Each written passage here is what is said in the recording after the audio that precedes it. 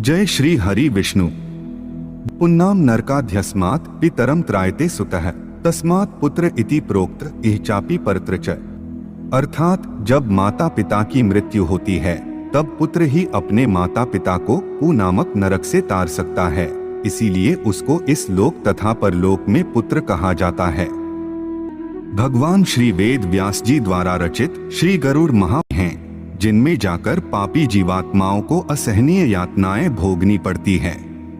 भगवान श्री हरि विष्णु ने गरुड़देव को आगे का ज्ञान देते हुए कहा कि हे ताक्ष्य, नरकों में जो पहला नरक आता है उसे रौरव नरक कहते हैं। यह रौरव नामक नरक अन्य सभी नरकों की अपेक्षा प्रधान है। इसका विस्तार 2000 योजन है। जांघ भर की गहराई में वहां दुस्तर गड्ढा है। दहकते हुए अंगारों से भरा हुआ वह गड्ढा पृथ्वी के समान समतल भूमि जैसा बराबर दिखता है। तीव्र अग्नि से वहां की भूमि भी तप्त अंगार जैसी है। उसमें यम के दूत पापियों को डाल देते हैं। उस जलती हुई अग्नि से संतप्त होकर पापी उसी में इधर उधर भागता है। उसके पैर में छाले पड़ जाते हैं जो फूटकर बहने लगते हैं। रात दिन वह पापी वहां पैर उठा उठाकर चलता है। इस प्रकार वह पापी जब 1000 योजन उस नरक को पार कर लेता है तब उसे पाप की शुद्धि के लिए उसी प्रकार के दूसरे नरकों में भेजा जाता है। हे पक्षिन, इस प्रकार मैंने तुम्हें रौरव नामक प्रथम नरक का वर्णन सुना दिया है। अब तुम महारौरव नामक नरक की बात सुनो। यह नरक 5000 योजन में फैला हुआ है। वहाँ की भूमि तांबे के समान वर्ण वाली है। उसके नीचे अग्नि जलती रहती है। वह भूमि विद्युत प्रभा के समान कांतिमान है। देखने में वह पापी जनों को महाभयंकर प्रतीत होती है।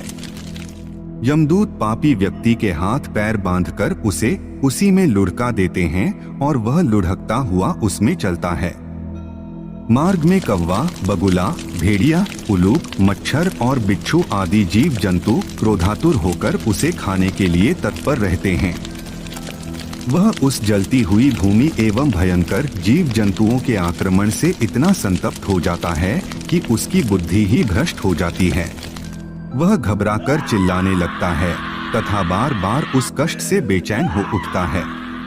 उसको वहां कहीं पर भी शांति नहीं मिलती है। इस प्रकार उस नरक लोक के कष्ट को भोगते हुए पापी के जब हजारों वर्ष बीत जाते हैं तब कहीं जाकर मुक्ति प्राप्त होती है। इसके बाद जो नरक है उसका नाम अतिशीत है। वह स्वभावतः अत्यंत शीतल है। महारौरव नरक के समान ही उसका भी विस्तार बहुत लंबा है। वह गहन अंधकार से व्याप्त रहता है। अत्यंत कष्ट देने वाले यमदूतों के द्वारा पापीजन लाकर यहाँ बांध दिए जाते हैं। अतः वे एक दूसरे का आलिंगन करके वहाँ की भयंकर ठंडक से बचने का प्रयास करते हैं। उनके दांतों में कटकटाहट होने लगती है। हे पक्षीराज, उनका शरीर वहाँ की उस ठंडक से कांपने लगता है। वहाँ भूख प्यास बहुत अधिक लगती है। इसके अतिरिक्त उन्हें वहाँ अनेक कष्टों का सामना करना पड़ता है। वहाँ अत्यंत बर्फीली हवा चलती रहती है जो शरीर की हड्डियों को तोड़ देती है। वहाँ के प्राणी भूख से त्रस्त होकर उनकी त्वचा, रक्त और गल रही हड्डियों को खाते हैं। परस्पर भेंट होने पर वे सभी पापी एक दूसरे का आलिंगन कर भ्रमण करते रहते हैं। इस प्रकार उस अतिशीत नरक में मनुष्य को बहुत से कष्ट झेलने पड़ते हैं। हे पक्षी श्रेष्ठ, जो व्यक्ति अन्यान्य असंख्य पाप करता है वह इस नरक के अतिरिक्त निकृंतन नाम से प्रसिद्ध दूसरे नरक को जाता है। हे खगेंद्र, वहाँ कुम्हार के अनवरत चक्र के समान चक्र चलते रहते हैं जिनके ऊपर पापी जनों को खड़ा करके यम के अनुचरों द्वारा अंगुली में स्थित कालसूत्र से उनके शरीर को पैर से लेकर शिरोभाग तक छेदा जाता है। फिर भी उनका प्राणांत नहीं होता है। इसमें शरीर के सैकड़ों भाग टूट टूट कर छिन्न भिन्न हो जाते हैं और पुनः इकट्ठे हो जाते हैं। इस प्रकार यमदूत पापियों को वहां हजारों वर्षों तक चक्कर लगवाते रहते हैं। जब सभी पापों का विनाश हो जाता है तब कहीं जाकर उन्हें उस नरक से मुक्ति प्राप्त होती है। हे ताक्ष्य, अप्रतिष्ठ नाम का एक अन्य नरक है। वहां जाने वाले प्राणी असहनीय दुख का भोग भोगते हैं। वहाँ पापियों के दुखी करने के लिए भूत चक्र और रहट लगे रहते हैं। जब तक हजारों वर्ष पूरे नहीं हो जाते तब तक वह रुकता नहीं। जो लोग उस चक्र पर बांधे जाते हैं वे जल के घट की भांति उस पर घूमते रहते हैं।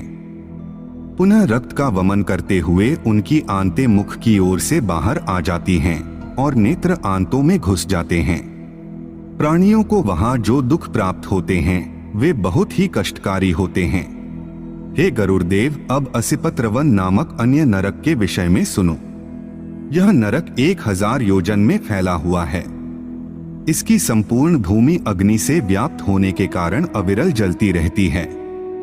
इस भयंकर नरक में 7-7 सूर्य अपनी असंख्य सहस्र रश्मियों के साथ सदैव तपते रहते हैं, जिनके संताप से वहां के पापी हर क्षण जलते ही रहते हैं।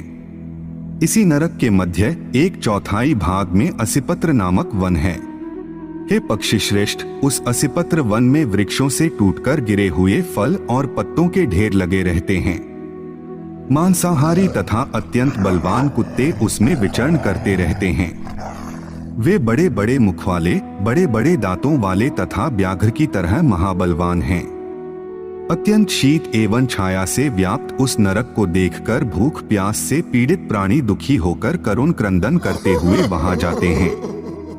ताप से तपती हुई पृथ्वी की अग्नि से पापियों के दोनों पैर जल जाते हैं। अत्यंत शीतल वायु बहने लगती है, जिसके कारण उन पापियों के ऊपर तलवार के समान तीक्ष्ण धार वाले पत्ते गिरते हैं। जलते हुए अग्नि समूह से युक्त भूमि में पापीजन छिन्न भिन्न होकर गिरते हैं। उसी समय उन पापियों पर वहां रहने वाले कुत्तों का आक्रमण भी होने लगता है। शीघ्र ही वे कुत्ते रोते हुए उन पापियों के शरीर के मांस को नोच नोच कर खा जाते हैं। हे तात, इस प्रकार असिपत्रवन नामक नरक के बारे में भी मैंने तुम्हें बता दिया है। हे ताक्ष्य, अब तुम महाभयानक कुंभीपाकम नामक नरक का वर्णन सुनो। इस नरक में चारों ओर फैले हुए अत्यंत गरम गरम घड़े हैं। उनके चारों ओर अग्नि प्रज्वलित होती रहती है। वे उबलते हुए तेल और लौह के चूर्ण से भरे रहते हैं। यम के दूत पापियों को वहां ले जाकर उन्हीं घड़ों में उनको औंधे मुख गिरा देते हैं। उनके समस्त अंग प्रत्यंग उसमें जलकर गल जाते हैं। उस गलती हुई मज्जा रूपी जल से युक्त तप्त लौह लावा में उसके अंग उसी में फूटते हैं। फूटे हुए अंगों वाले पापी काढ़े के समान घोले जाते हैं।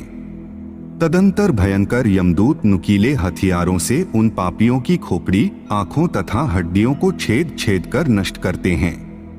गिद्ध बड़ी तेजी से वहां आकर उन पर झपट्टा मारते हैं। उन उबलते हुए पापियों को अपनी चोंच से खींचते हैं और फिर उसी में छोड़ देते हैं।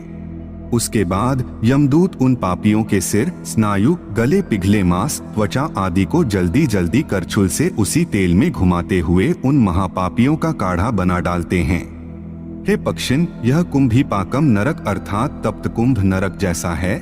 उसका वर्णन मैंने तुम्हें वैसे ही विस्तार पूर्वक सुना दिया है। तो यह थी 7 महाभयंकर घोर नरकों के बारे में एक छोटी सी जानकारी। गरुड़ ज्ञान के अगले भाग में हम आपको एक नई जानकारी देने का प्रयास करेंगे। हम आशा करते हैं कि आपको यह जानकारी अच्छी लगी होगी। अगर अच्छी लगी हो तो वीडियो को लाइक करें और हमारे चैनल को सब्सक्राइब करने का कष्ट करें।